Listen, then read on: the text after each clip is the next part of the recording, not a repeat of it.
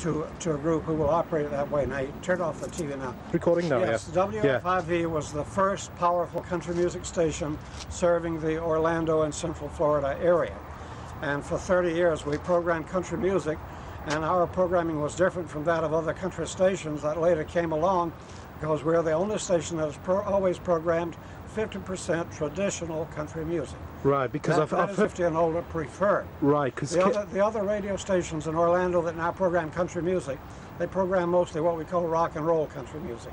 So until the very end, we programmed 50% traditional country music, featuring George Jones and Jim Reeves and Eddie Arnold and Kitty Wells, etc.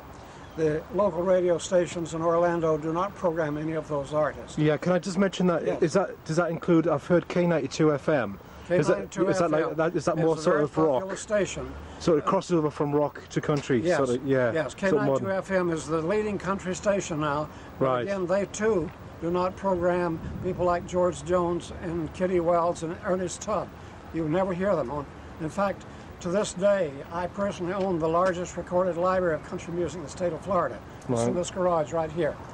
I have everything. I have every album that Jim Reeves ever recorded. Right. Every album that Ernest Tubb ever recorded. Right. Every album that Kitty Wells has ever recorded. Now, the new artists are totally different, as you know. Most of them. There are a few country artists that are still around, like, you know, George Strait still sings country, and Randy Travis still sings country, but most of the artists today, if you look at the pop artists today, 10 out of 11 you've never heard of 2 years ago. Yeah. They don't play country. They're good artists, but it is not traditional country music. So it sounds like WFIV will be going back on the air then as a country station. Well, WFIV will go back on the air momentarily. I haven't determined yet what the format's going to be. Right. I have to operate at a profit because I'm not independently wealthy. Right. And toward the end, before we switched to Spanish, I was operating at a loss of $5,000 a month. Right. Because there are 5 other country stations. Yeah. If I should go back country, I'll have to have some basis for doing it that would be financially successful. Can I just ask you what kind of audience do you get around here? How many do you actually broadcast to? Is it 1 million people WFIV, being a 10,000 watt station, can be heard to Savannah, Georgia.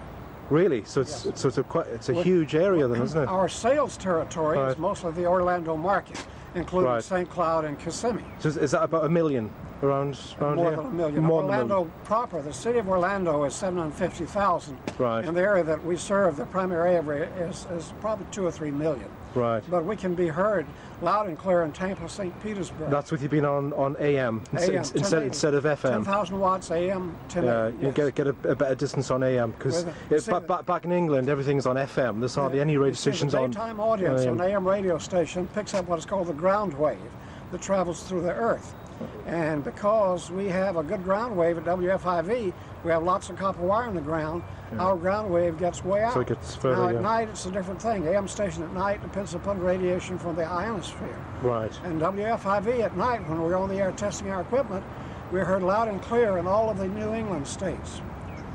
Massachusetts, Rhode Island, Maine, Vermont. They call us and send us postcards that says you're coming in loud and clear. Yeah. But that's the skip. That means the signal goes out, it hits the ionosphere, reflects back down and back up. Now the daytime is different. The daytime is the ground wave. And it's, for us, is a couple of 100 miles. The nighttime is the skip from the ionosphere. So you would stay on AM, you wouldn't go over to FM? There are no FM frequencies available. Right. I've tried for 30 years to get one of this. None available in this area. Right. Now, FM is making a comeback so that AM is more popular now than it was a few years ago. 10 years ago, you couldn't give away an AM radio station. Right now, I've got 8 companies who want to buy my radio station because things have changed about technology and the kinds of programs that are now being done on AM. So AM radio is a lot more popular than it was a few years ago. Right. And the fact that AM radio is not stereo FM doesn't really affect it much. There is AM stereo. It's very good sound. I've heard of AM stereo. We don't get that in England. In Orlando, Florida, it's not popular because there's so many FMs you can't even buy an AM stereo radio. But in places around the United States where there are no FM stereos, the AM stereo is going great, and you'd be shocked to hear how good it sounds. Right. Yeah. Practically as good as FM stereo. Right. It's not in operation much in Orlando because we have 8 or 10 FM stations in Orlando, and all of them are stereo. Yeah. So basically, AM stereo technically works, but from a practical viewpoint, it only shows up where FM stereo is not present.